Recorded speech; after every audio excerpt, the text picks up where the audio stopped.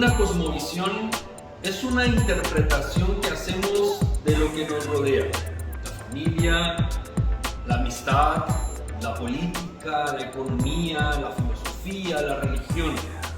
De hecho, aquí en este último punto fallamos porque hemos pensado que la cosmovisión bíblica pertenece a una religión. Sin embargo, la cosmovisión bíblica no entra dentro de una religión porque no es el pensamiento de un ser humano tratando de acercarse a Dios. Es el pensamiento de Dios acercándose al ser humano. Esto cambia total y radicalmente lo que dice la Biblia con cualquier otra filosofía o religión en esta tierra. Por eso tenemos que tener cuidado de no confundirnos, porque no se trata de pensar que esta es una religión a la que pertenecemos como tal, aunque tenemos una estructura religiosa propiamente dicha. El tema es que nuestra cosmovisión de la vida, nuestra cosmovisión de nuestra misión en esta tierra, no está dada por una religión, sino por la palabra de Dios. Está dada por Dios mismo. Él es el que nos indica y nos dirige hacia el camino que debemos andar. Y no es nuestra percepción únicamente de Dios o de las cosas. Por eso es tan importante que nosotros le permitamos a la palabra de Dios transformarnos, cambiar nuestra forma de pensar y nuestra forma de ver todo lo que está a nuestro alrededor. Hemos estado aprendiendo en los primeros capítulos del libro de Génesis cuál es esa cosmovisión de Dios para nosotros. Hemos aprendido una gran cantidad de principios de la manera en la que Dios diseñó la vida, diseñó la tierra y diseñó al ser humano, a ti y a mí. Hoy continuamos trabajando específicamente en el libro de Génesis, capítulo 2, versículos 15 al 17. Dice así: el Señor Dios puso al hombre en el jardín de Edén para que se ocupara de él y lo custodiara. Pero el Señor Dios le advirtió: puedes comer libremente del fruto de cualquier árbol del huerto, excepto del árbol del conocimiento del bien y del mal. Si comes de su fruto, sin duda morirás. Vamos a pensar en esto y aquí nos vamos a quedar por este mensaje, en estos versículos bíblicos. El hombre es un ser creado a la imagen de Dios. Y nosotros nos preguntamos tantas veces, ¿por qué Dios pondría un árbol aquí para que el hombre fallara? ¿No te parece que sería más fácil que Dios hubiera sacado este árbol del huerto o simplemente no lo pone? Y así el ser humano nunca hubiera pecado y no estuviéramos como estamos, viviendo las circunstancias que vivimos o atravesando las crisis que atravesamos a causa del pecado. Eso es inteligencia humana, eso es lógica humana. En nuestra lógica pareciera que para que las cosas funcionen tenemos que hacer un ejercicio dictatorial de las cosas. Pero Dios no piensa igual. De hecho, al constituirnos según su imagen y semejanza, el hombre tiene que ser un ser libre. Y la forma de que este hombre ejerza su libertad es exactamente colocando un árbol que pudo haber sido otra cosa. No tenemos que aferrarnos a este árbol o tratar de teologizar el árbol como tal, sino entender, Dios pudo haber dicho, qué sé yo, miren, aquí hay 4 ríos, pueden bañarse en 3 de estos, pero en este no. Bueno, en este caso decidió que fuera un árbol y coloca un árbol y le dice al ser humano: no comas de él. El ser humano tiene ahora, en este momento en el que Dios lo crea, el ejercicio de su libertad. El hombre puede decidir obedecer a Dios o puede decidir comer del árbol. Y hizo lo segundo, todos sabemos el resto de la historia. El tema es que sin la posibilidad de elegir, el hombre no hubiera sido un ser libre. Dios te diseñó en libertad y para libertad, y lo comprobó poniendo un árbol ahí. Lo comprobó poniéndote en la capacidad de decidir lo que tú querías. sabiendo lo que podía ser mejor para ti e incluso advirtiéndole al hombre lo que podía ser una consecuencia de aquella elección. Nosotros como sociedad tendemos a confundir el concepto de la libertad. Tan es así que no sabemos vivir en libertad. Nosotros relacionamos la libertad siempre a una sensación, a un estado emocional y decimos es que no me siento libre. Pero la libertad es más que un sentimiento, es más que un estado sensacional en el ser humano. En este caso, Dios le da al hombre la capacidad de elegir. Lo pone frente a la realidad de la elección. Y el hombre es un ser libre, él puede elegir cualquiera de las dos cosas. Las elecciones, todas, tienen consecuencias. Y el hombre lo va a entender en poco tiempo. Nosotros como seres humanos confundimos libertad con libertinaje. ¿Qué es lo que pasa en el mundo? El libertinaje es una cantidad de sensaciones a causa de lo que hacemos. Cuando hacemos algo que nos hace sentir libres, creemos que somos libres, pero estamos muy confundidos si pensamos que la libertad es solo lo que sentimos. La libertad es la capacidad de tomar decisiones y elegir conscientemente lo que queremos como consecuencia, sabiendo que no podemos todo el tiempo elegir las consecuencias, pero siempre podemos elegir las opciones. Entonces el hombre se encuentra frente a esta posibilidad. Cada día nosotros nos enfrentamos a esta posibilidad. El hombre, para ser un ser libre, tiene que ser capaz de tomar decisiones. Tiene que sentirse en libertad de tomar decisiones. Y esto es lo que el hombre tiene ahora mismo. Tiene la posibilidad de elegir. Puede vivir como él quiera o puede seguir los caminos de Dios, pero sigue siendo su decisión, sigue siendo su elección. A pesar de que Dios es el creador de todas las cosas y del ser humano, al constituirlo según su imagen y semejanza, lo pone en el huerto y le da la posibilidad de ser un ser libre, lo hace un ser libre. Otro elemento importante, el número 2, en estos versículos, es que Dios ve al hombre, no solamente lo ve, lo crea capaz de asumir responsabilidades. Seguramente no le daríamos a un niño de 5 años las llaves del vehículo para que maneje, porque sabemos que no tiene la capacidad de conducir un vehículo, de asumir las leyes de tránsito y de enfrentar las consecuencias en caso de accidente. Además, atenta contra su propia vida. Entonces, no pensaríamos en darle un vehículo a un niño. Pero sí pensamos en que cuando ese niño ha crecido y es un joven o es un adolescente, podemos darle la responsabilidad de conducir.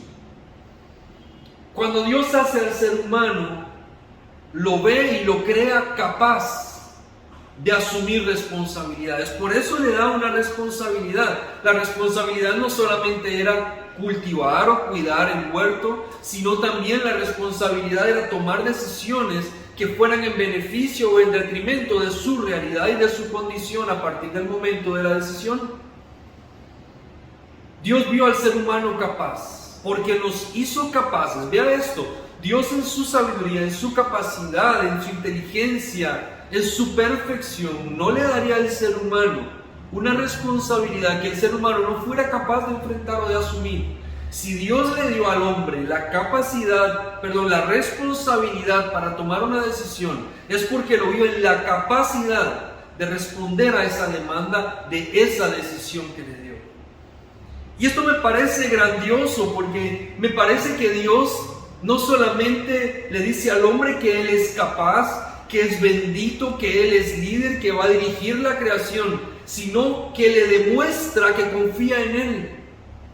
Es muy fácil hablarle a una persona y decirle: yo creo en ti, tú puedes, sigue adelante, pero qué difícil es darle nuestro voto de confianza, como aquella famosa anécdota que le he contado algunas veces del hombre que cruzaba las cataratas de Niágara en una cuerda, caminando y balanceándose, y decía: ¿ustedes creen que yo puedo cruzar esto? La gente decía sí, y él cruzaba. Y después se montó en una bicicleta y dice: ¿ustedes creen que yo puedo cruzar en bicicleta por esta cuerda? Y la gente decía sí, y él cruzó.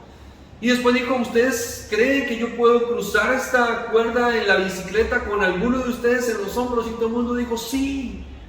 Entonces él dijo, bueno, el que crea que lo puedo hacer, venga y súbase a mis hombros. Y entonces el público hizo silencio y no se subió con él. Porque no es lo mismo pensar que alguien puede hacer algo a poner en riesgo nuestra vida o poner nuestra vida en las manos de la persona para que sus consecuencias nos afecten. Dios le da al hombre la responsabilidad porque lo haya capaz, pero le da el voto de confianza. Le dice, aunque yo sé que puedes hacer lo opuesto, creo que tienes capacidad para decidir, y le da al hombre la responsabilidad y le da al hombre la oportunidad de decidir. Lo hace libre. Le demuestra, no solamente con palabras, sino con hechos, que cree en él. Porque Dios cree en el ser humano de una manera muy extraña. A veces pensamos en esto, pero le da al hombre la voluntad y la capacidad de decidir en aquel momento. Otro elemento, el tercero en estos versículos, es que Dios establece sin temor alguno su autoridad. Vea que los versículos nos dejan ver que Dios no le está dando consejos al ser humano. Dios le está dando un mandato al ser humano. A veces nosotros pensamos que Dios se preocupa por las cosas que dice y por cómo actúa, porque la gente puede hablar mal de Él y pensar cosas sobre Él. ¿Sabe? A Dios no le preocupa el qué dirán. No le preocupa que digamos todas las cosas malas que hemos dicho de Él. Dios sabe lo que está haciendo y su perfecta voluntad no está ligada a la opinión de los demás, ni a la tuya, ni a la mía tampoco. Por eso Él actúa incluso a veces en contra de lo que nosotros pensamos o queremos. Incluso cuando estamos enojados con Él por algo que hizo y que no estamos de acuerdo, Él sigue actuando porque su voluntad perfecta no está sujeta al criterio de los demás, como nosotros, que cuando vemos que el público se pone un poco en contra, suavizamos las cosas para agradarlos y no ir en contra de los demás. Dios impone inmediatamente su posición. Dios pone un mandamiento, una autoridad sobre el ser humano y le dice, si te comes un fruto de este árbol te vas a morir. No se lo hace tan bonito. De hecho, esta es una parte de Dios que no habíamos visto en el proceso de la creación, porque aunque vemos en la creación a un Dios fuerte y decidido en lo que está haciendo, no habíamos encontrado un mandamiento contundente y con tanta fuerza como este, donde le dice, puedes comer, pero de este árbol no, porque si comes vas a morir. Dios no está negociando, Dios no está aconsejando, Dios no está mostrando solamente las oportunidades. Dios está declarando lo que va a pasar. Dios no tiene miedo de ser Dios frente a ti y frente a cualquier circunstancia. Dios hace ejercicio pleno de su autoridad, de su perfección y de su soberanía, te guste o no te guste, me agrade o no me agrade, esté el mundo a favor o en contra, haya una nueva filosofía o un nuevo derecho de los humanos que nos inventemos. Dios seguirá siendo Dios y manteniendo su palabra y manteniendo su postura y manteniendo sus mandamientos por encima de lo que el ser humano piense, porque lo que Dios manda y decreta y establece no tambalea frente al razonamiento humano. Cuarto elemento en estos versículos es que Dios espera del ser humano una obediencia voluntaria. Era más fácil para Dios crear seres que no tuvieran capacidad de decisión. Era más fácil quitar el árbol del huerto y que el hombre nunca fallara y vivir en constante armonía con él. Y el hombre diría, tú eres lo mejor de la vida. Y Dios se estaría por dentro diciendo, es que no has conocido lo demás. Por eso crees que yo soy lo mejor. Esto es como los adolescentes cuando tienen su primer novio o novia, que piensan que no hay nadie igual y que no hay nadie mejor. Pero cuando los años pasan dicen, de la que me salvé. Porque conocemos otras opciones y nos damos cuenta de que sí hay otras opciones mejores. Dios desea que no le ames porque es la última alternativa que tienes. Dios no desea que le ames porque es la opción que sobró por el descarte. Dios quiere que le ames voluntariamente. Nosotros no nos casamos porque no hay nadie más en la calle, en la vida, con quien casarse. Hay muchos peces en el mar, dice el dicho, ¿no? Y lo que hacemos es elegir a una persona para casarnos con ella, quedarnos con ella el resto de la vida. No porque no haya otras opciones, no porque no hayan otras personas bonitas, simplemente porque decidimos estar con alguien y le hemos decidido entregar todo a esa persona. Dios no desea que estés con Él porque es la última opción o porque le tienes miedo al infierno. Dios desea que estés con Él porque lo amas. Por eso Dios crea al ser humano y le dice: puedes desobedecerme. Tienes la voluntad para hacerlo, tienes la capacidad de decisión. Tendrás que enfrentar consecuencias. Y si me sigues a mí, también tendrás que enfrentar consecuencias, pero estas son maravillosas. Estas son grandiosas, son bendición para ti. Esto rompe un poquito con nuestra percepción de los mandamientos de Dios, porque pensamos que el mandamiento de Dios nos quita libertad.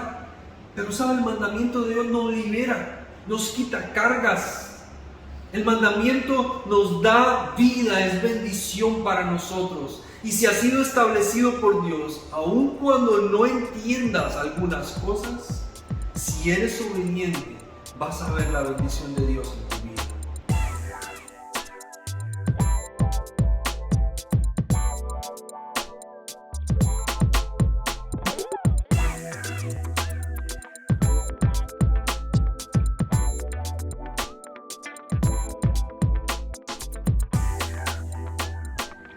Estamos reuniendo las 10 gemas del infinito. Son 10 principios fundamentales que necesitamos como hijos de Dios, como cristianos, para tener una cosmovisión bíblica. Hemos aprendido hasta ahora algunas de ellas. La primera gema es la gema del origen. Significa que Dios es el origen de todas las cosas, es el creador de todas las cosas y que tiene un propósito para todo lo que crea. La segunda es la gema de la fe. Significa que tenemos que aprender a poner la fe en ese Dios, creer en Él y apoyarnos en su perfecta y absoluta voluntad, que va más allá de nuestro entendimiento. La tercera es la gema de la humanidad. Significa que nosotros asumimos, entendemos que somos seres humanos, que nos podemos quebrar, que somos imperfectos y que necesitamos la gracia de Dios. La cuarta es la gema del Espíritu. Significa que tenemos ese componente esencial de vida inspiracional de Dios en nosotros cuando Él nos creó, y esto nos permite reconectarnos con Él, y que debemos hacer espacio en nuestro día para reconectarnos con Dios. La gema del don es la número 5, y esta significa que Dios nos ha creado con un propósito y con habilidades, recursos y capacidades para cumplir ese propósito en la tierra, y tenemos que ejercerlo en la tierra. La sexta es la gema de la libertad. Significa que tú y yo, si queremos desatar el poder de Dios en nuestra vida, si queremos vivir plenamente, si queremos hallarle significado a nuestra vida, si queremos alcanzar la felicidad, si queremos vivir como Dios manda, de acuerdo a sus propósitos, si queremos vivir en esta tierra con la cosmovisión de Dios, tenemos que hacer un ejercicio saludable de la libertad. ¿Cómo se vive en libertad? Aquí es donde el tema se pone difícil, porque saber que somos libres, o que podemos vivir en libertad, o que somos llamados a vivir en libertad, o que fuimos diseñados en libertad, no es suficiente para que vivamos en libertad. ¿Qué significa vivir en libertad entonces? ¿Cómo vivimos? ¿Qué elementos prácticos o acciones prácticas debemos hacer para ejercer la libertad como Dios la diseñó para el ser humano? Cuando posees la gema de la libertad, sabes que tu vida, una vez que empiezas a caminar con Jesús, no es la misma de antes. Vivir en libertad, tener la gema de la libertad, significa que tu vida con Cristo es distinta a tu vida sin Cristo.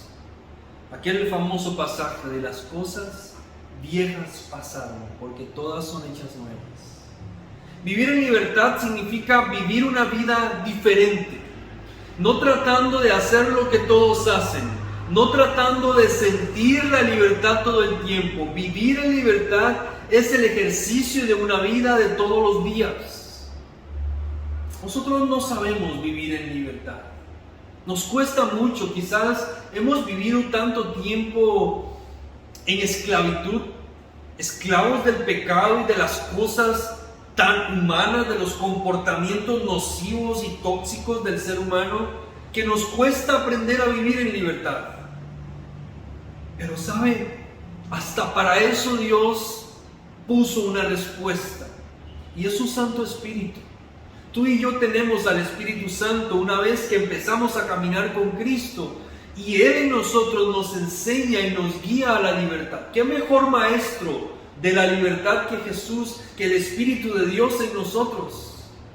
Tenemos al Espíritu Santo porque no sabemos todo el tiempo vivir en la gracia, y de hecho confundimos esto, y aquí está la evidencia de que no sabemos vivir en libertad, que no sabemos vivir en la gracia porque pensamos en los extremos, o que la gracia es un libertinaje, cuando la gracia es un regalo de Dios y no podría ser un libertinaje nunca. O nos apegamos en exceso a la ley pensando que la única forma de vivir para Dios es aferrados a una ley que no aplica ni siquiera a nuestro contexto.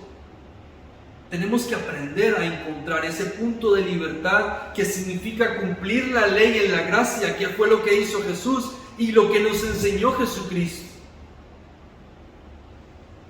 Tenemos que aprender a vivir en libertad, honrando a Dios con lo que hacemos, con nuestra vida diaria, con todas las cosas, no por el temor a fallarle a Dios, sino por la gratitud de lo que Él ha hecho por nosotros. Tenemos que aprender a vivir libres de la codependencia, libres de las cosas materiales, libres de los pecados, libres de los vicios. Tenemos que aprender a vivir sin eso, tal como lo enseña la palabra cuando estudiamos las bienaventuranzas. A lo mejor alguno de ustedes se acuerda, estudiamos sobre eso y nos dimos cuenta que el enfoque de Dios para el ser humano hacia la felicidad no está en las cosas de esta tierra, sino más allá de esta tierra. Entonces, cuando tenemos la gema de la libertad, nuestra vida empieza a vivirse de otra manera, empieza a cambiar, empezamos a aprender cómo es la cosmovisión de Dios para nosotros y empezamos a ejercer. Lo siguiente que hacemos, o lo siguiente que significa tener la gema de la libertad, es que nos hacemos responsables de nosotros. Usted y yo somos responsables de nuestras decisiones, de nuestras acciones, de nuestras emociones, de nuestra comunicación. Vivimos en una sociedad de culpa y de crítica, porque culpamos a los demás por lo que nos ha pasado y los criticamos por no hacerlo diferente. Esa no es la conducta de un cristiano. Esa no es la conducta de un hijo de Dios. Los hijos de Dios que han aprendido la libertad, que han adquirido la gema, han encontrado la gema de la libertad, saben responsabilizarse por sus acciones, por sus decisiones y por sus emociones.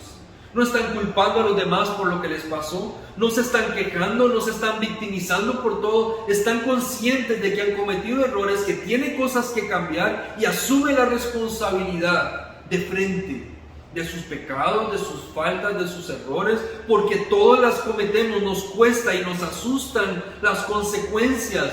Pero algo aprendemos en estos versículos, y es que el ser humano tiene capacidad para enfrentarse a las decisiones, y cuando entiende las consecuencias puede decidir mejor. Las consecuencias nos atrapan, nos persiguen, nos arrinconan, nos cuesta asumirlas, pero a veces es la única forma en la que aprendemos. Tenemos que hacernos responsables de nuestras palabras. Hablamos muchas cosas, herimos a mucha gente y no nos hacemos responsables de eso. Cuando aprendemos a vivir en libertad, sí asumimos nuestra responsabilidad. Tenemos cuidado de conectar mente y lengua y tratamos de hablar como es adecuado. No estar diciendo cosas que no tenemos, aún estando enojados. Eso es ser libres. No es ser libres cuando decimos todo lo que se nos ocurre, porque eso nos ata más al pecado, a las malas emociones o sentimientos hacia la gente, al rencor, a la amargura. Eso no es libertad.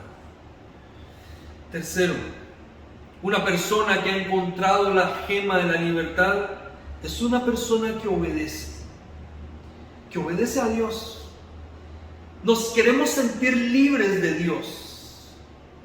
El mundo quiere sentirse libre sin Dios.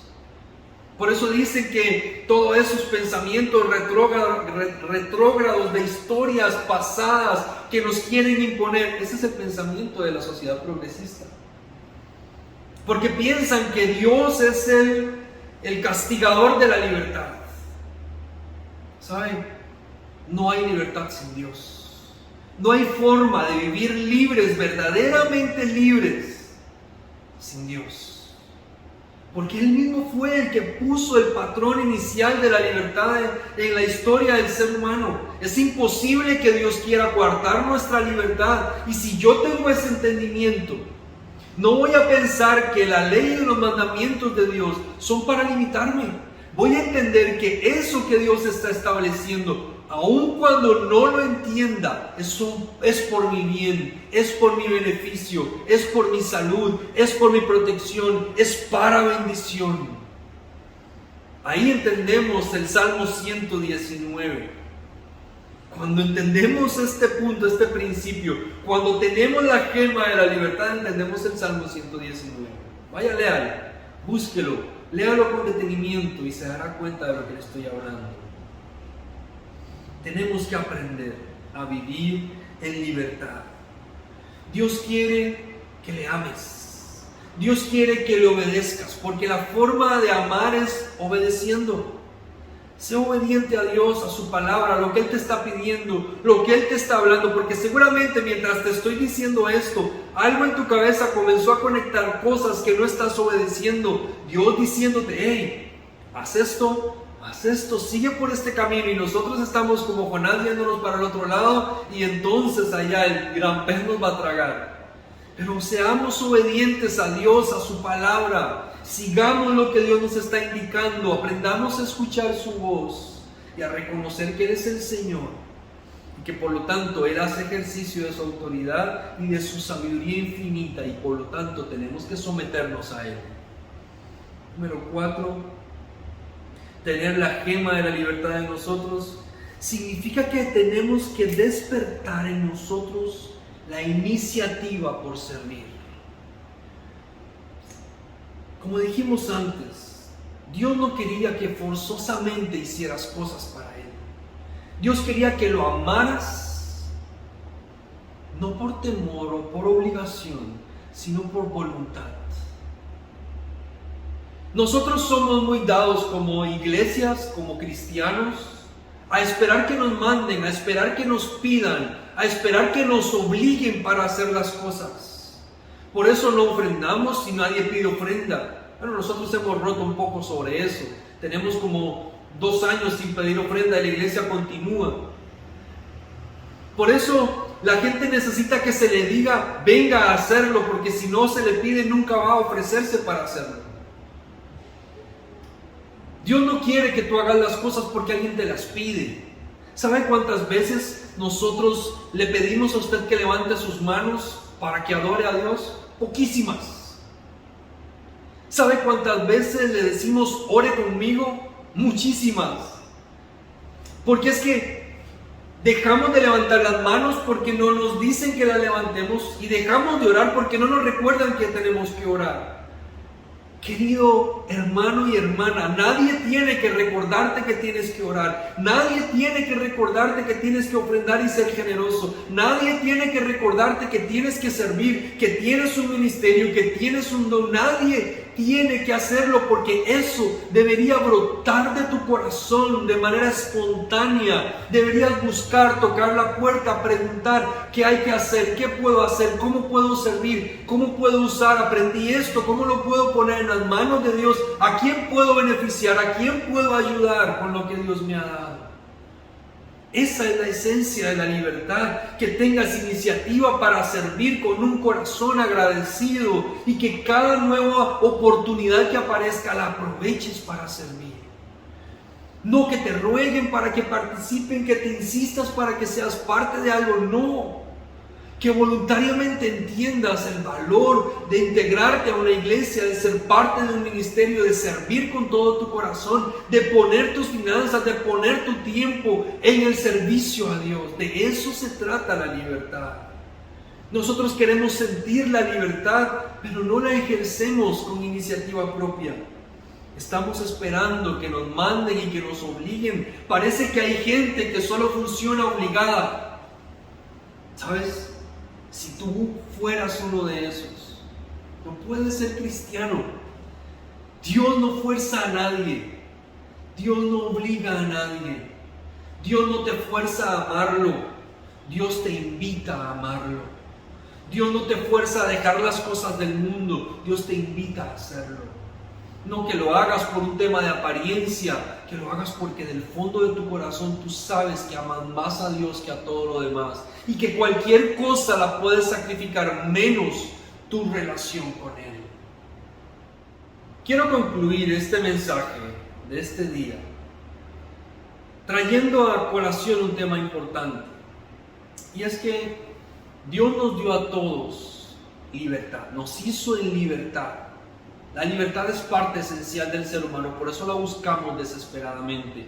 Por eso no nos gusta sentirnos encerrados. Disfrutamos la pandemia en parte, pero el estar encerrado sin poder salir, hasta yo que soy bien ermitaño, quería salir por momentos o tener la libertad de elegir cuándo salir y no que me lo impusieran, porque nacimos para la libertad.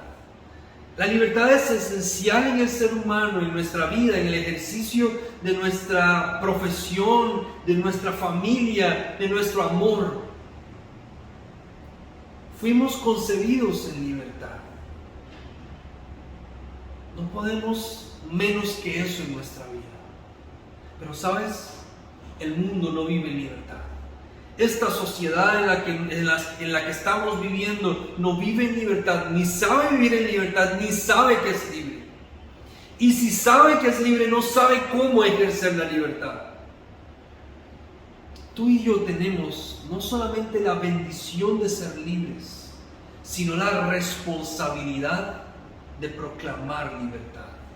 Porque el Espíritu del Señor está sobre ti y te ha ungido para llevar buenas nuevas a los abatidos, para vendar a los que están heridos, para consolar a los que están llorando. El Espíritu del Señor está sobre ti, que estás como un ser humano que ha alcanzado la libertad en Él para llevar libertad a otros.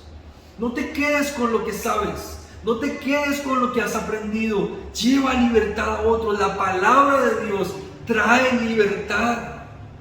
Piensa en los que te rodeen y no te detengas ante ellos. Compárteles, coméntales, anúnciales, hazles saber que pueden vivir en libertad, que hay una mejor vida que la que están viviendo. Tú puedes ser un anunciador de la paz, de la libertad de Dios en la vida de la gente.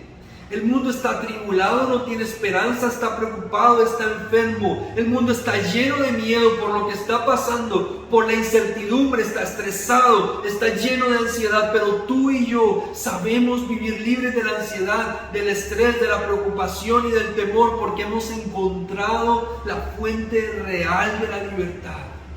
Porque hemos sido libres en Cristo, y cuando Él nos hizo libres, nos manda a que seamos libres y que llevemos esa libertad a quienes nos rodean. Hay cadenas que te están atando, rómpelas. Hay murallas que te están deteniendo, destrúyelas. Avanza en aquello que no te permite avanzar, la timidez que no te deja seguir, las limitaciones que no te dejan crecer, las cosas que aparentemente no sabes, que ignoras y que crees que son suficiente argumento para detenerte. Ve más allá de ellas. Tú tienes el poder de Dios en ti para activar la libertad y traspasar las barreras que te han detenido. Si eres desorganizado, si no sabes manejar tus finanzas, si no sabes compartir con tu familia, si eres malo expresándote, si no te consideras muy inteligente a nivel profesional, si crees que algo no te sale bien o que no eres buen predicador o buen cantante, rompe las barreras que están solo en tu mente. Avanza en libertad a lo que Dios te ha llamado, porque con eso que vas a avanzar, hay miles a tu alrededor que te van a escuchar, que te van a ver y que necesitan la libertad que Dios ya te dio. Por eso avanza a través de las barreras, alcanza la libertad para ti